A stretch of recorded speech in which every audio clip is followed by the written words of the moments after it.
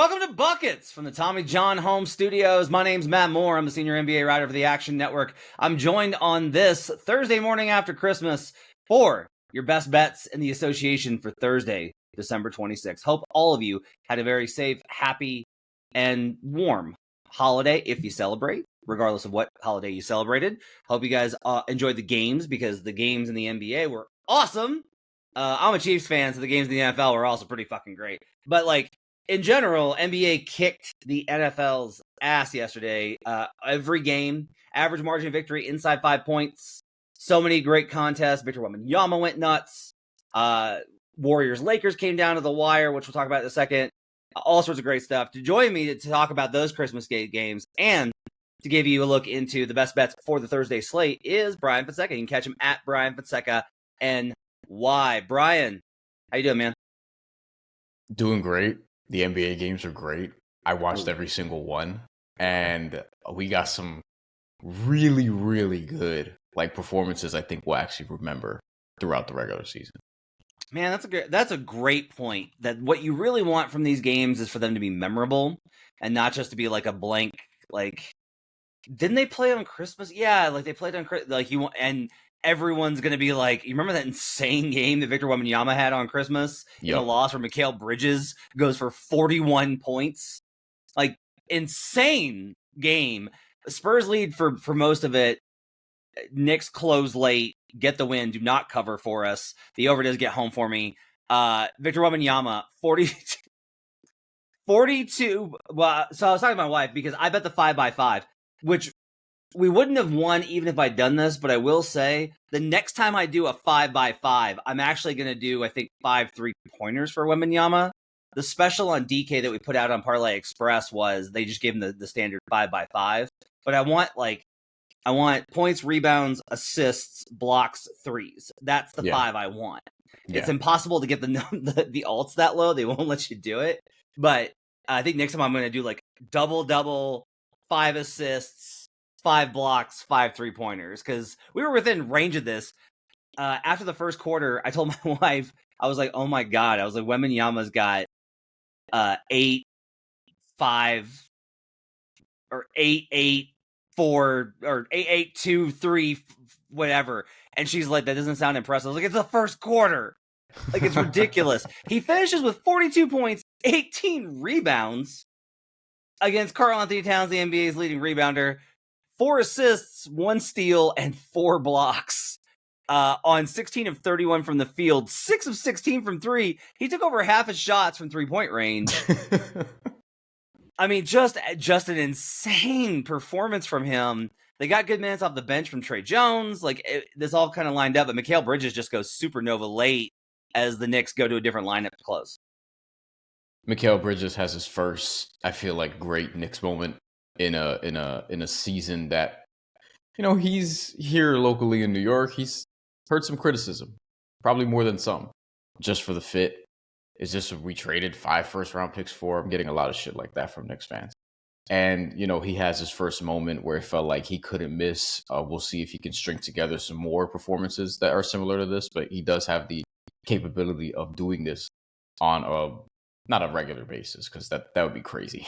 He'd be the best player in the NBA if he was doing this on a regular basis. But he has a capability of exploding offensively. He had 6 threes. He shot 17 of 25, and it felt like it. And a lot of these key shots were late. There was a time very late in the game where I was like, yo, the Spurs actually going to win this, because they were ahead by, was it 8-9 points with 5-ish minutes left to go or something along those lines. Yeah. Victor Wembanyama was the one, because we talked about the reason why I was nervous about betting points, rebounds, or things like that, and I wanted the stocks. He covered everything, so it didn't matter. But the points, rebounds, we were like, hey, there's a high range of outcomes here. It's either he tries very hard and he has a 3 for 14 or a 4 for 14 or whatever, or maybe even worse, a 5 for 20, or he is just awesome. And it's Christmas, and if he's going to be the all-time great, many think he probably has a signature moment. He did more than have a signature moment. The Knicks won the game, but Victor Wembanyama really showed us that this is the glimpse into the future right here. And this is where I keep saying the long-term health is going to be fascinating to me. Hopefully he can be healthy for a long time, because if so, I mean, God, is he still 19 years old? he's he's 42 and 18. You mentioned also the stocks I was talking about. Like, if it's 3.5, take the over. And he ended up getting 5 in total, 4 blocks, 1 steal, which is exactly what the books were offering. I didn't see a lot of, honestly, I didn't see many offering stocks, but I did see blocks over 3.5 and steals over a half. So if you did parlay those two, then you would have gotten home. And obviously the points, rebounds, I mean, he crushed that very early. Like, I looked up at halftime and I was like, what does he have already? Because it did feel like, man, it did feel like he was shooting a lot. Like, you mentioned the 16 threes. I was watching the game and I'm like, God, he's shooting another 3? Like, where's he at right now? He's at 8 already? Like, that's kind of what it was. Yeah. By the way, he is 20. He turns 21 next month. So he'll be able to buy a glass of Beaujolais here in the States next month, which, by the way, is what I used in my Dutch oven pot roast yesterday, which was absolutely incredible. Made the gravy with it, with the potatoes and the carrots. Stellar. Slow cooked it for 5 hours. Yeah, came out great. Speaking of came out great, Wolves came out great in a game that they desperately needed. They lose to Atlanta. I mean, they're entering this game and it's a disaster. And they came out with like the exact right approach, the exact right attitude, the exact right game plan, and executed. But the big story here is Luka Doncic leaves the game after playing only 16 minutes with a calf strain, and it sounds like it's going to be pretty bad. He is off the board for MVP at FanDuel. His chances of MVP are essentially cooked because he's going to miss the minimum number of games allowed. So all of those tickets I gave you from preseason are now dead. And that's awesome for me and for you. If you tailed me, and I apologize. Can't know that Luka was just going to give you this banged up. I do want to talk MVP because, like, look, the Wolves game, I think this is like a great, like, impressive, good job. They held the Mavericks to 99 points. I tend to think that this was more of like a one-off. I think it's more of like a reminder of just like, there's a good team somewhere in this Wolves team. I just don't know if they can find it consistently. I'm going to be writing something for one of the Substacks about how Jaden McDaniels is actually kind of the big problem, that it's not Julius Randle. It's the combination of Julius Randle and Jaden McDaniels that's why, like, it's not just a data thing. If you check the film, it'll stand out to you too. Like, once you start to see the spacing when Julius is on the floor with Jaden, you're just like, oh, that's why you can't score. Teams have figured out Jaden McDaniels, and that's a real problem considering the extension they gave him. Even in a good game yesterday, 2 of 7 from the field, he was a +4 in a game where they won by 6. So, fine. Like, he was there with the starters, but wasn't as big of a reason. But with Luka out, I'm just gonna start building Shea position. I just continue to believe that Jokic is going to keep this up, and we kind of see the Nuggets and their struggles. We'll talk about them in a minute. But to me, Shea is like the best value on the board. That right now, Giannis is over. We talked about this with the future Jays, but I think Giannis is overpriced. Luke is or Jokic is overpriced. So you can go down the board and you get Tatum or Wembanyama, or you can go with the safe pick, which is Shea. So I'm going to start building the safe pick with Shea. Wembanyama being 5th now that Luka is hurt is just incredible. I don't want a Wembanyama ticket. I don't think he's going to get it. I do think he has a pretty good shot at top 5, which is insane. Yeah. Shea is probably the one. I feel like I agree Giannis is overpriced, and I don't want Jokic. Like, I just, at even money, basically, like, it just doesn't make a lot of sense to me. I'm interested in Tatum, but the Celtics, we may talk about this, them losing to the Sixers yesterday, I'm kind of just like, I mean, they still have to win a good amount. Like, the path for Tatum getting the award is not going to be individual excellence as much as it's going to be, hey, the Celtics are overwhelming and he's their best regular season player. And if the Celtics aren't as overwhelming, he's not going to get the award. Like, if they're the 2nd seed, I'm not sure he even gets it. Like, I think at that point, it's probably going to be Shea Gilgeous-Alexander, especially considering OKC may get the 1. So this is shaping up to be SGA's award for me. Do you think, because the best I'm seeing it now is plus 220, do you think that's good enough at this point? Even though it's MVP and usually for futures, I would probably want a better price. But, if he stays healthy, I mean, I think he's going to have the best case ultimately. So I guess plus 220 is fine. Tom Haberstroh, who I respect a lot from Yahoo Sports, he's got a Substack called The Finder, and he's got Shea number 1 right now. And that to me checks out. Like, I just don't know how.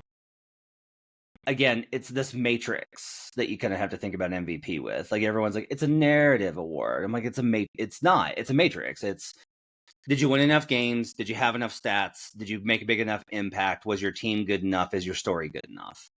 Right? Like, you do need all those, but you can also be missing one. Like, Jokic's story has never been really compelling to NBA voters, but he's won 3 of them.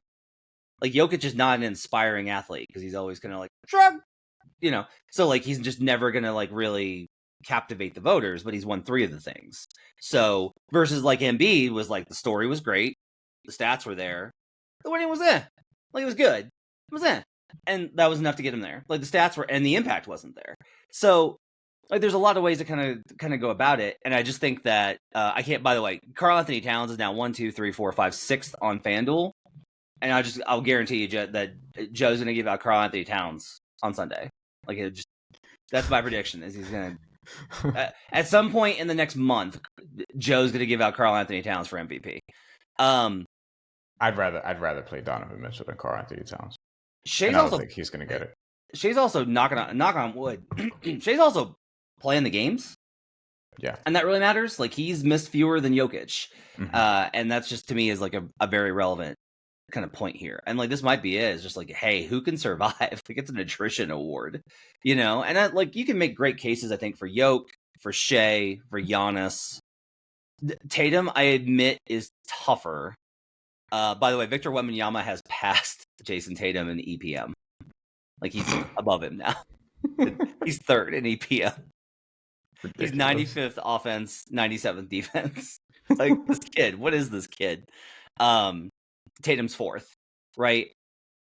I think so. I've been on the Boston's vulnerable train. Like, I've been kind of quietly been like, look, I'm not saying that they're not going to win 55 games. I'm just saying that they're not a juggernaut. That's kind of been my point, is this team is not as good as everyone's. Like, there was an overcorrection. This is one of the things that I love about doing the betting side, is the betting side really illustrates the movement where we overcorrect on things. And when everyone is just like, when everyone goes from last year being like, okay, the Celtics are winning a lot of regular season games, cool, prove it to me in the playoffs, like, win the title. Because, like, they made 4 conference finals or whatever going into last year in Tatum's era. It was like, you got to win the whole thing. They win the whole thing in, like, the least impressive fashion. And somehow now it's like, well, I just don't see anybody beating Boston. If I had a fucking nickel for every time I heard I don't see anybody beating Boston, and I'm just like, really? We haven't had a repeat champion in 6 years, and you can't see anybody beating this team that faced that road last year. You think all of a sudden that they're... I was, like, very patient last year and being like, yeah, I don't know if I want to bet against Boston. Like, everybody was itching to. You were itching to. Turvey was itching to. And I was kind of like, look, if the moment arises, we'll know it, but we can't force the issue. And it never came. But the lesson from that should not be like, there is no moment to bet against Boston. It should be like, no, you just got to wait. And I've been very quietly been like, yeah, I don't know, man. Like, the defense isn't as good.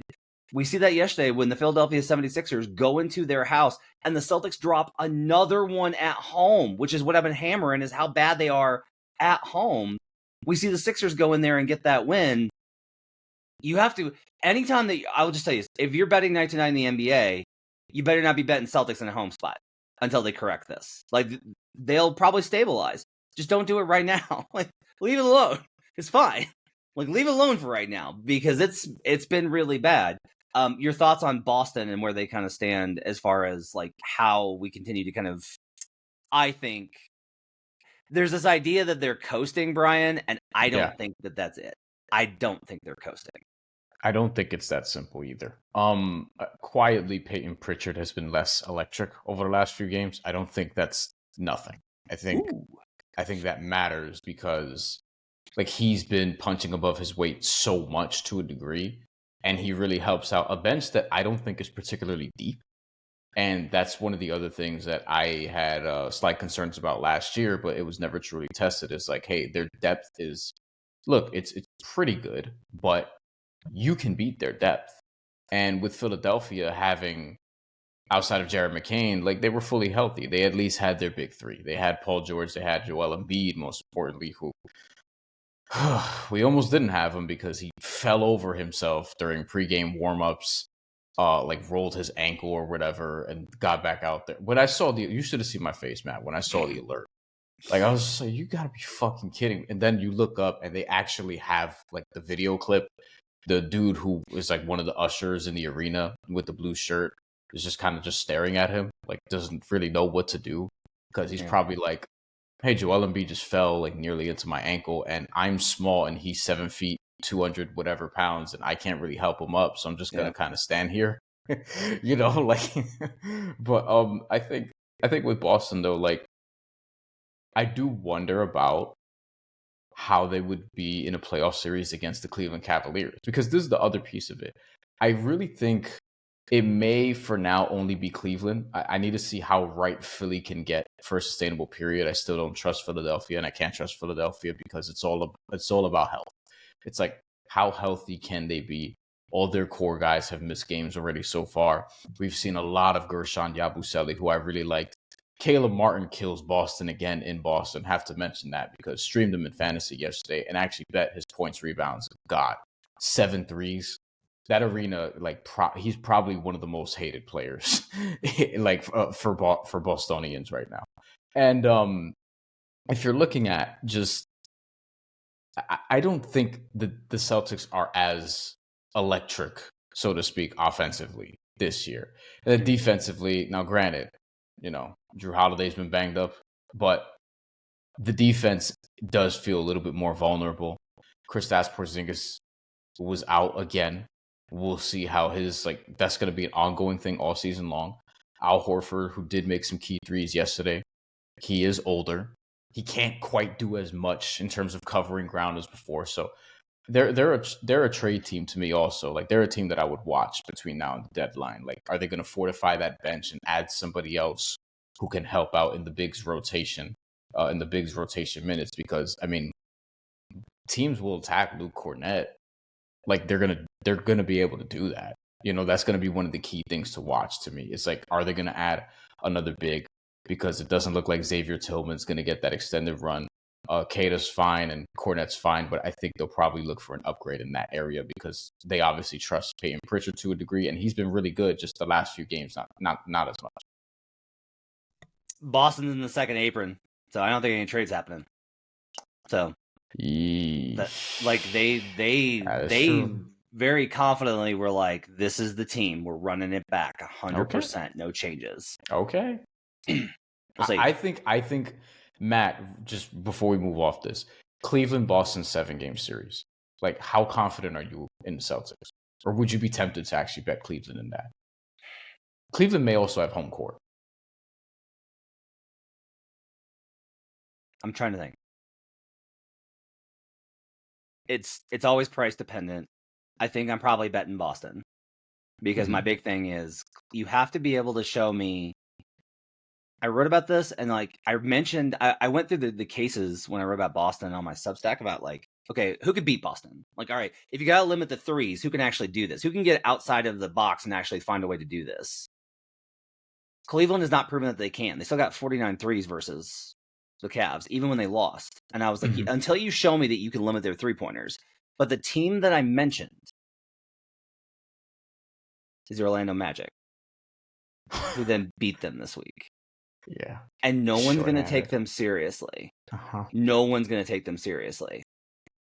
The path is Orlando gets Paolo back in January, stabilizes the record. Franz comes back in February. They burst through March. And everyone's like, yeah, the Magic are there. They're a 5 seed. Good team.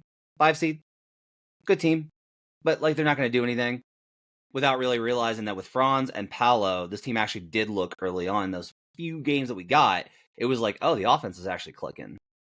That's a team that can make it. You're always looking for the teams that can make trades. I think Orlando's a really good candidate. I 1000% agree with that. So if you're listening to this and you're like, okay, so how do I bet this? I think I'm going to do this because if you listen to the show for long enough, I want the exactas that involve one of the teams that we're sure of and one of the teams that we're not. Thunder to beat the Magic is 50-1.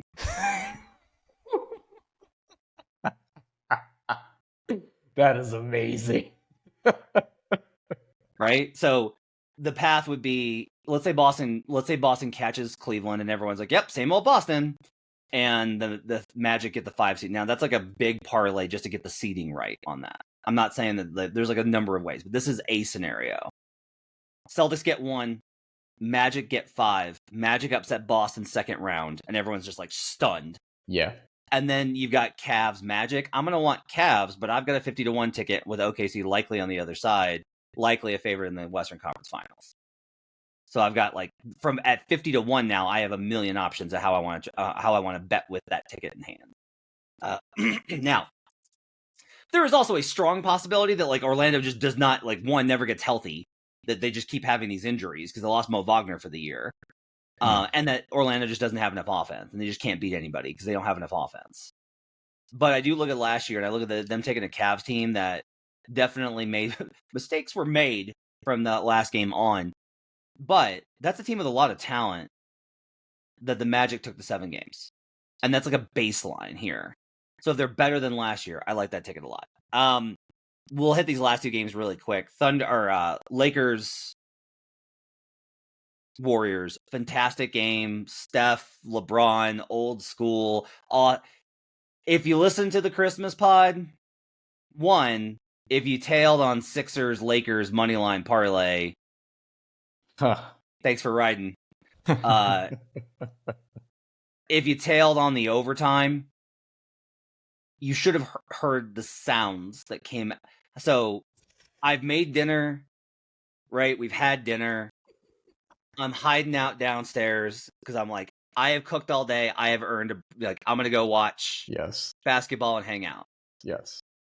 I've got a 15-1 overtime ticket and Steph hits that 3. Which of course he does. And I'm like, trying not to because I'm trying to stay away from attention. I'm like, very excited. And then Austin Reeves makes that bucket.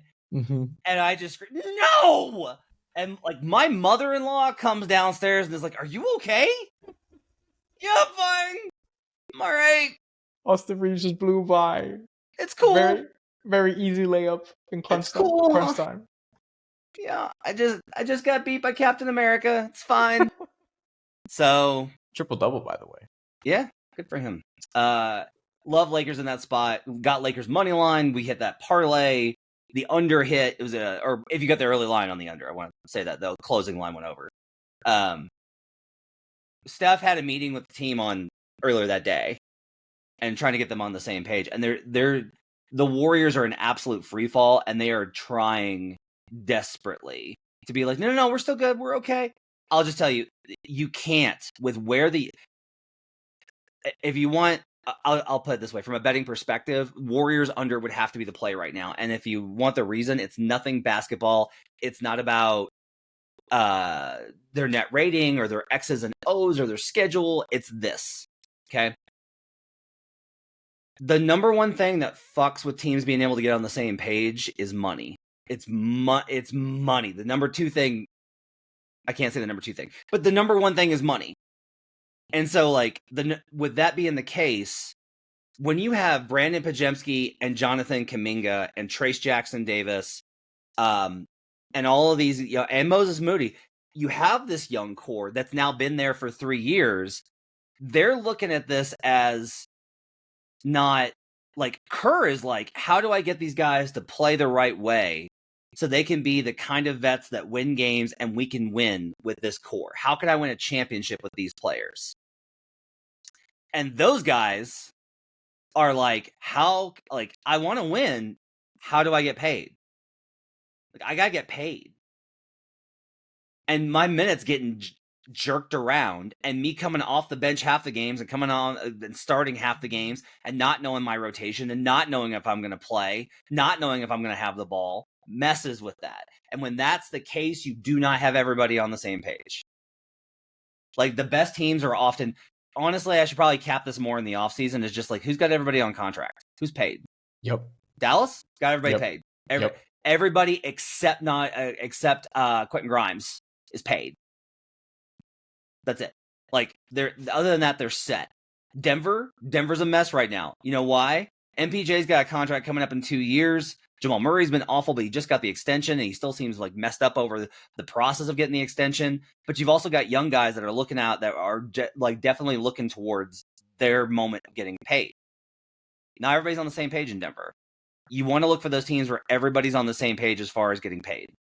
And it creates a lot of tension. And that's what I'm seeing with the Warriors. So, like, Warriors under would have to be the play for me. I still think that this Lakers team, Bryan, I don't think they're a championship team. I do think they're a team that can make second round or better. That's probably where I'm at with them. We should note Anthony Davis missing in this game. He got hurt. We'll see what happens there. It doesn't look like it's going to be particularly serious. The Luka one, comparatively more worrisome. By the way, it took too long to mention this, but underdogs 5-0 against the spread on Christmas. 4 outright, just straight up wins, and the Spurs nearly got one as well. Yep. The Lakers were an underdog for this game. They covered. They won. LeBron James had kind of a vintage performance. I mean, from a playmaking perspective, he looked exceptional. The 10-to-1 assist to turnover ratio, and just, again, being that guy down the stretch, and also deferring to Austin Reeves down the stretch. When the Lakers went on that run a couple of years ago to the Western Conference Finals, one of the things that stood out to me a lot was how much LeBron James in fourth quarters was deferring to Austin Reeves. And then I was wondering, was it age, or does he just really trust this dude?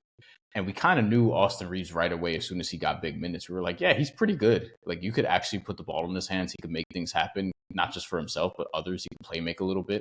And you saw that really in this game, especially, that they needed him once Anthony Davis was out. He stepped up, and he had those 10 assists to just 3 turnovers. So that's a better than 3-to-1 assist turnover ratio. He's making plays on the stretch. He looked like a matchup problem for a lot of guys in the Warriors. And it does raise concerns for the Warriors, because they got lucky with that championship a few years ago. Not lucky from the standpoint like they didn't deserve it, but lucky from the standpoint of like, that wasn't really how you construct a championship team, because they were doing the 2 timelines thing, which you could almost never do in the NBA, where you have these young guys. They had a bunch of veterans that season too. They had like Otto Porter, who's giving them good minutes. Like, they Andre supplemented Iguodala too. Yeah, like they supplemented the young guys with old guys. And that's what you want, is you want options. You want it to be like, all right, I don't know if I can trust this guy. I'm going to a vet I can trust. Oh, we need a spark here. I'm going to go to a young guy. You just need options. Like, a lot of teams, they have veterans now. They have veterans now, but like, it's Steph, Draymond, and then look at the veterans you have now. Like, Dennis Schroeder's a veteran, but like, yeah, Dennis. And I listen. I'm very pro Dennis Schroeder. And I was pro that trade, by the way. Like, I like that trade, but like, I don't know what type of I'm not even gonna diss him. Let's just not. You have Gary Payton second. I always fuck that up. Yeah. He's on the last year of his deal. Speaking of contracts, by the way, so is Dennis Schroeder. And Dennis Schroeder absolutely is looking to get paid, looking to get a big contract. This is a contract year for him. They have Buddy Hield, who's locked into a deal. He's considered a veteran too, but I don't get the sense that he's an Andre Iguodala type of veteran either. You know what I mean? Yeah. If that's the thing, like, they don't have those type of vets. Kyle Anderson is Kyle's also as there. Close as they get. Like, Kyle's the closest that they can get. Yeah, and then otherwise, it's like, I mean, I kind of think they need to not pick a direction. I kind of think they need to just get Steph a guy. Like, that's what I see on this roster. But then when you look around the league, it's like, is Jimmy Butler the only guy that's obtainable right now? Right. Like, because Zach LaVine doesn't make sense to me. And there are going to be limitations on what other teams and even what Golden State could do financially. And we talked about like the Jimmy Butler package. I don't know if we did it here or, just in private, but like, I mean, it's Jonathan Kuminga, Andrew Wiggins, and matching salary and some sort of draft pick compensation. Is that going to be beneficial for the Golden State Warriors to do? I think they're going to probably move off Kuminga anyway, because I really doubt they're going to extend him. Right. And if I'm Miami, honestly, if you're not dealing with Houston, and Houston probably Houston to me has no reason to do this. Golden State has they need to do something now. Houston does not. And if you're Miami, Jonathan Kuminga is probably the single best player you can get back for Jimmy Butler at this point. I think you can probably. The problem is they're not going to be able to replace him because Steph and Draymond make so much money that when you lose Butler, you have nothing to replace him with because you're already going to be probably first apron, right? So if you let Butler walk, you're almost locked into, if you add Jimmy Butler, you got to pay him. Yeah. And that's where it gets I don't know about that. Don't that's the key here is trading for Jimmy for 6 months is a great idea for a bunch of teams. Trading for Jimmy for 4 years is a really bad idea for most teams with where the CBA is at. And that's the holdup. We want to get the best bets. Let's hit this really quickly. Everyone's kind of freaking out over the Nuggets in this game, and I'm just like, guys, they won 5 of 6. They won a bunch of games here, and recently they've been fine. They're going to be okay. They're not in a great place mentally. They are dealing with trade rumors. It's all a mess. Everyone's like, Jamal Murray, 13 points on 4 of 10 shooting. Jamal was great for 2 weeks. He had 5 games of over 20 plus points, which is not a ton, but it's good for him. And they were winning games and doing fine. They lost to the Blazers. That's a weirdo loss. They beat the Suns on Monday. They were going to lose this game. I was so pissed when they won on Monday, Brian, because I'd already locked in Nuggets -1.5 for Christmas because we've got content to do. I got to be locked in on where I'm at on Christmas.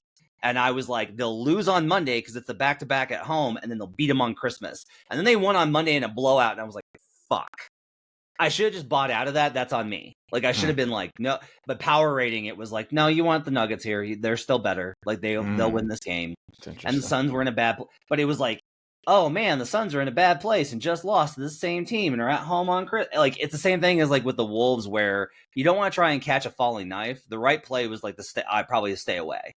But the minute the Nuggets won on Monday, I didn't want that ticket, and I already had it, and I was too prideful and stubborn to bet out of it. But I'm not necessarily worried about. Honestly, I'm not too worried about either team except for. So the one thing I'll say on Phoenix, if you dive deep into Phoenix's defense, because I was like, what the fuck is happening here? When I dive deep on Phoenix, they're forcing bad shots that opponents are making at a high rate. I don't have luck adjusted numbers. I'll ask Christian Narsu over at B-Ball Index for this later. But I'm going to bet luck adjusted Phoenix is fine. I think that they've just been victim to bad shooting luck. I don't think that they're a good enough defense right now. But I'm also not I'm very much off of the panic wagon on my Suns futures. I'm all right, we're probably okay here. I think they're probably a good bet for the division. Yeah, I don't think Denver made them pay nearly enough outside of in the first quarter. I have 2 Denver concerns. One is I still feel like I'm waiting for consistency from Peyton Watson and Julian Strawther in particular. Christian Brown, I guess, to some extent as well. Those 3, if you want to group them together. But expected more out of Watson and Strawther consistently. The flashes that each of them show. Yeah, it's great. They're gonna be great players. They're gonna be really good. They're gonna be really good NBA players eventually. Yes. Yeah, and for Strawther in particular, I knew this year would be a little bumpy because this is his first year for real playing time. Watson, I thought would be a little further along, so that's slight concerning to me. I'm not sounding the alarm, but I want to see more from both those guys. Needs. I'll say this about Watson: he's got to have the moment where he is if I don't put the work, if I don't absolutely kill myself with the workouts, I'm not going to reach the money I want. He's got to hit that level. And that might come with if he's a shooting liability in the playoffs, if there's issues with whatever, if he loses rotation minutes, that might be the thing that sparks him. But he's just got to come in. He didn't come into camp. He didn't the expectation was that Peyton would pop in camp, but he didn't, and then he got hurt. Yeah, and that was a problem because I will say this is a weird thing that's happening now is when guys are getting soft tissue injuries, there's being this question of conditioning. That's one of the problems with Luka. is he keeps suffering these injuries, and people are like conditioning, and I'm like, guys, Luka played long playoffs, missed the playoffs, international ball, long season, made the finals, international ball, back at it. Like, it's not. If guys suffer every time that a guy gets a calf or a hamstring strain, it's not a conditioning problem. It's just like guys get hurt. But anyway, with Peyton Watson, I do think there was. He did not come into camp as a fundamentally different player, and that needs to happen for him next year. Yeah, and with Strawther, we've talked about it. There's a pathway to him being complementary to Jokic. Julian's gonna be fine. I'll say this: like Julian's like. Those of us that cover the Nuggets, like everybody's got like their guy that they're like, I believe in this one, I believe in this, like I like this one. And for me, it's been Julian, because I'm just like, when Julian's mistakes are all just like he doesn't know better. Like he's terrible defensively because he doesn't know better. And once he just figures out the timing and what he's supposed to do, once he gets that veteran knowledge, he'll be fine. Julian's gonna be good.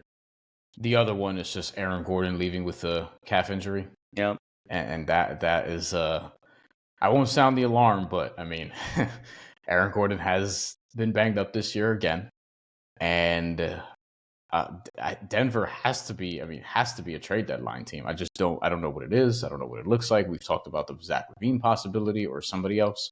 You mentioned, Michael Porter Jr. to Atlanta for multiple pieces. Like they're gonna have to do something, and I wonder if like the injuries are something that could force them into that, because Jamal Murray's missed some time, Aaron Gordon's missed some time, and they're just thin. Although I thought the rotation yesterday, like DeAndre Jordan as your ninth man, you could actually do much worse even in 2025. I'll just say this: Calvin Booth does not currently have an extension. That complicates things. That makes things very tense. Like, and that can lead to out of the box moves that can be very risky and might work out, but it can lead to those kind of moves.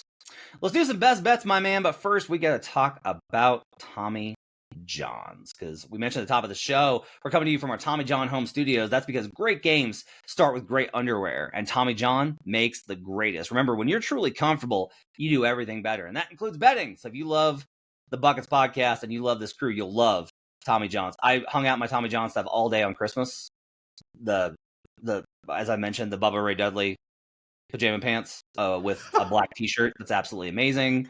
I was so comfy the whole day. It was absolutely great. Like I was hanging out doing presents, and then later on, like got like the normal like looking festive and looking pretty nice for the Christmas dinner. Had a Tommy John t-shirt underneath it, the white, and it was so comfortable the whole day through. It manages to be warm, but also not so much that it's suffocating. It's just like a really comfortable t-shirt. You're going to get the best out of Tommy John. You can get 25% off your first order right now at TommyJohn.com/buckets. Save 25% at TommyJohn.com/buckets. At the end of our Best Bets episode, stay tuned for the Tommy John Ballsy Parlay of the week. You're going to love this one for Thursday night slate. All right, Brian, let's do some best bets. What are your best bets for Thursday, December 26th in the association? LaMelo Ball over 13.5 rebounds plus assists against the Washington Wizards. And I also, although less confidently, I also like Charlotte in that game. Is that like a lean? Yeah, that's I haven't bet it. But that's a lean. Good job having a lean against the Washington Wizards. Good job. Congratulations, Brian. That's how could you say something so controversial and yet so bold?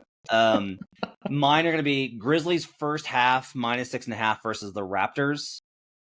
Full game under 239.5 in that game. Same game parlay on that. I'm going to take the Oklahoma City Thunder minus, I believe it's still 5.5 in the market. Full game up, it's down to 3. Got to be some injury news on that. I'll take Thunder not -3 regardless of who is in or out. I don't care. I'll take Thunder. Kings Pistons over 227 is the last one, and then I've got a ballsy parlay for you for Tommy John's at the end. Thunder right now. I'm not seeing anything else on the injury report. Latest one I've got is Alex Caruso's out with a hip strain. Chet's still out, and that's it. Like, I don't see anything that's causing me issues there. But this did move from 5.5 to 3 while we were recording. So line's moving against me. I'm going to give out the 3 though. I'll take Thunder -3 for best bets. All right, let's talk about this LaMelo. Let's talk about Charlotte. Why do you like Charlotte in the spot, other than the fact that they're facing the fucking Washington Wizards? They're facing the fucking Washington Wizards. I mean, I just like, maybe this is a try to confirm my priors type of thing. I just think Charlotte's better than they've shown, even though, like, I mean, they've been really banged up. Like, that's a big part of this. Like, Brandon Miller's missed time. LaMelo Ball is the key one. They were 6-9 to start the year. Yep. You know, I was on the over. It was like 29.5 wins. I was like, oh, we're fucking cruising. We're 6-9 right now. Yeah. The rest of the year, we only got to go 24-43 or something along those lines. And now they're 7-22, and I'm worried. Yeah. Fell off. Now I'm like, shit. You know, but LaMelo Ball being hurt was obviously a big part of that. The stretch that they're in, where they've gone 1-13 since Thanksgiving, pretty much. Or since around that period, or shortly before Thanksgiving, since November 23rd, that loss against the Bucks. They've got one win, and that was in Indiana. But Washington is worse and also has more injury questions. Kyle Kuzma's out. Bilal Coulibaly, questionable. Alex Sarr, questionable. Bub Carrington, I believe, is also questionable. And they are, I think, the worst team unequivocally in the NBA. The Wizards, but they're at home, and honestly, like this, they could win this game. But for Charlotte's healthy. LaMelo Ball's there, Brandon Miller's there. They have their guys. Mark Williams is even back, and he's been playing, you know, decently. So I like Charlotte here. Marvin Bagley is also out of this game as well. So Washington is worse. They're at home, which doesn't really matter, and they're banged up.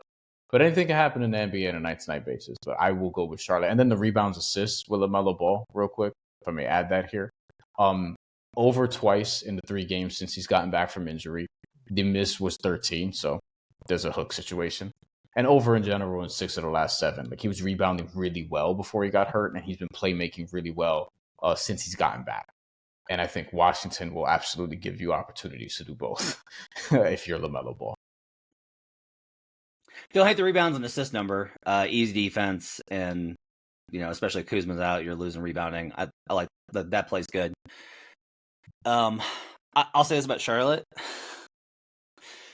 With Moussa Diabate and LaMelo Ball on the floor, the Charlotte Hornets are plus 8.3. Diabate's been a really good fantasy pickup some nights. Great. Diabate's having a great season, going to get paid. Yes. He's been phenomenal. Without Moussa Diabate, LaMelo drops to minus 8.97.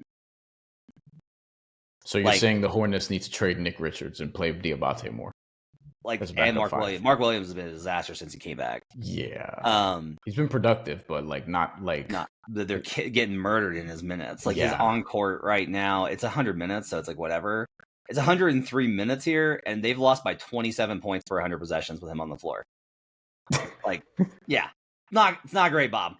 Diabate, by the way, is averaging 14 rebounds per 36 minutes. So a lot of this is just like the bigs, okay? Because Grant Williams has the 3rd best on-court net rating behind Diabate and Jared Rhoden, who doesn't play. So, like, of rotation players, Grant Williams had the 2nd best, and he's out with the ACL. So, yeah, with Grant out, like, their bigs are just absolutely wretched. Now it's like Washington, so it's like, who cares? Like, Washington doesn't have good bigs either. But I will tell you, I make this power rating only 1 point. I make this Hornets minus 1.4. I think these are equal teams, at least right now. I think that with where we're at in the season, that these two teams are incredibly actually even. Now, I'll say this. The Wizards are 33% ATS at home. The Charlotte Hornets are 57% ATS on the road. So they've been good in this spot. I'm sorry, the Hornets are 53.9% and the Wizards are 36%. I was looking at a different game. But my power rating has done well on both of these teams. In Hornets games, I'm 81.8% this season on the model projections for spread, and the Wizards, I'm at 61.5. This is one of the few games where, like, I'm good on both teams with how my model projects it. So I will tell you at 1.4, I'm going to be going against you, and the Washington Wizards, God help us, are going in the Ballsy Parlay. We'll get to the rest of those legs here in a second. My other bets. Grizzlies are 22-8 first half ATS and 13-4 at home. I make this full game line minus 14.5. So I'm getting 6.5 first half line. I make it 7.25 first half. So I'm willing to go ahead and lay it with Memphis here. Toronto's a great road team, ATS. Toronto is a good first half team, not great. They struggle. We've talked about this before of if you want a really fun parlay, I'll throw this in the app. I'm going to do the full game under.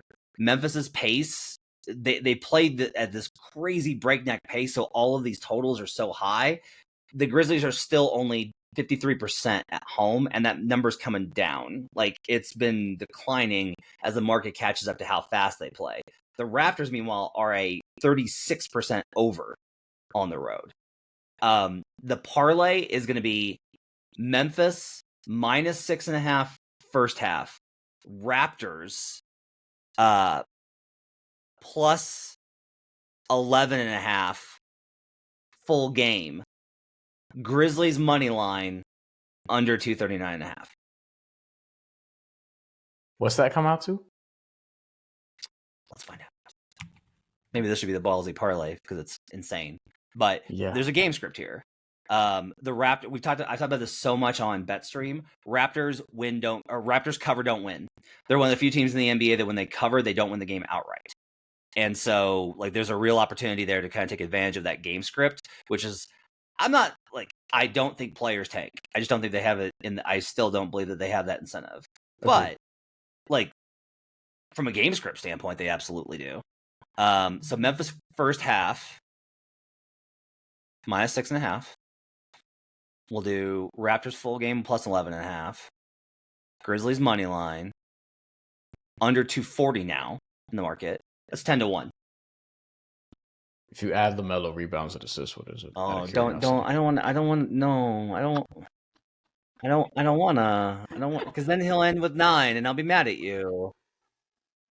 Just out of curiosity, you have to play it. I just wonder what the number shoots up to. I can't get there because it's not in that game. So, well, I guess hang on. They should let me do the same game parlay X plus, yeah, whatever. Combos, rebound. Still 13.5. By the way, when I took Charlotte, it was 3.5. It is now 4.5. It's 14.5 now for the same game. I wonder if that's plus 105. You put those together, and that's 21.55, my friend. Michael Fiddle, it's a good thing that I was gonna have Fiddle on this pod, but I didn't communicate enough with him. It's a good thing because Fiddle would have just been like shaking his head. He would have been so disappointed in me for these bets. But look, I actually do think that there is legitimately on the Grizzlies one. This is a game script that makes sense. Grizzlies first half, where they are the best team in the league first half. Raptors plus 11.5, where they are one of the best teams in the league full game. Grizzlies win the game. Raptors cover, and this goes under a high total. Not crazy. I think that's a pretty good one. Kings Pistons over 227.5. This one is not like terribly hard to figure out. Kings defense has been really rough lately. This is both of these teams. The Pistons are 53% over on the road. The Kings are 53% over at home. I make this 230.9 versus a 227.5 line. So grab this if you can. And the last one is the Thunder. So the Pacers are coming back off of a West Coast road trip, and so I looked up how have teams done coming on the first game back off of West Coast road trip recently.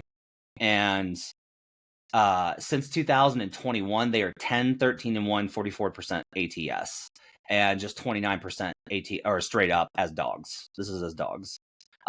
Since 2019-20,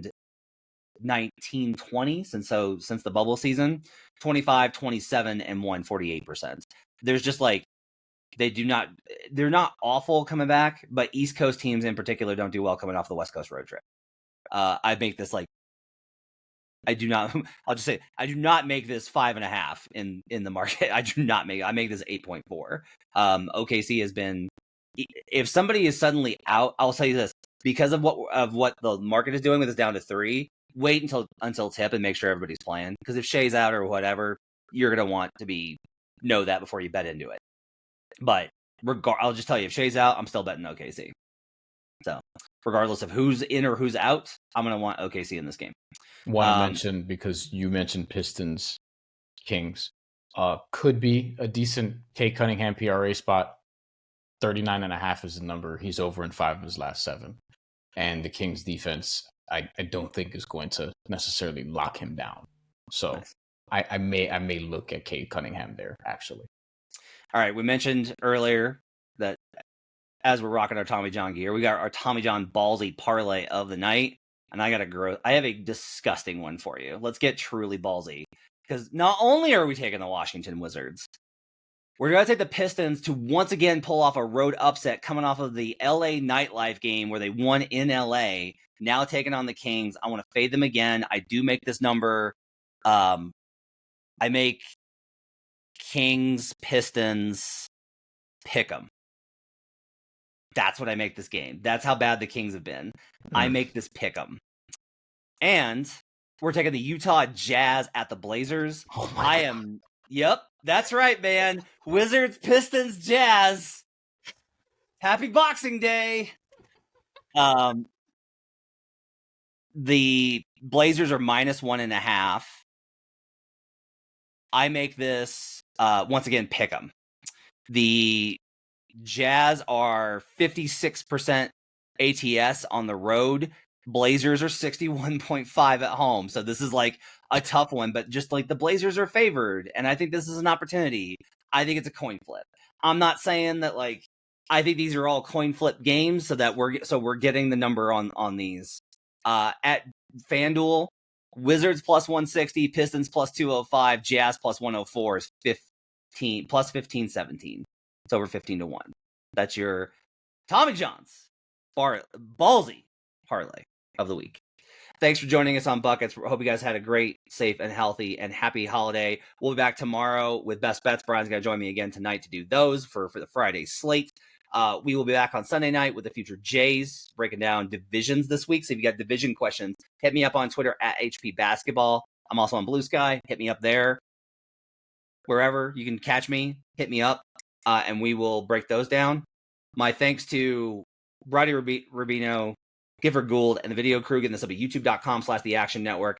My thanks to David Payne, our crack producer, for producing this on a short turnaround on Thursday. We'll see you guys again next time. Till then, let's get buckets.